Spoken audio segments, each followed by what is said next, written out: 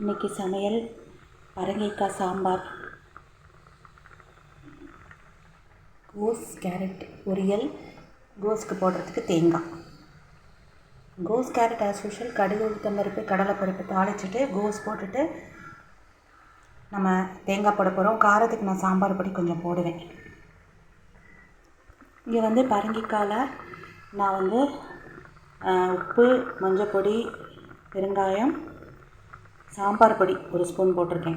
நான் என்ன தான் அரைச்சி விட்டாலும் தேங்காய் அரைச்சாலும் சாம்பார் பொடியும் போட்டு தான் நான் சாம்பார் வைப்பேன். புளி தண்ணியில் கொதிச்சுட்டுருக்கு, முடிச்சுட்டு நான் காமிக்கிறேன். இந்த பக்கம் அரைச்சது ஆஸ் யூஷுவல் நான் முதல்லே முன்னாடி வீடியோவில் காட்டியிருக்கேன்.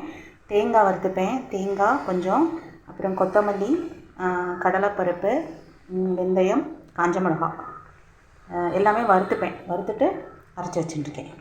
சமையல் முடிச்சோடனே உங்களுக்கு காமிக்கிறேன். தேங்க்யூ.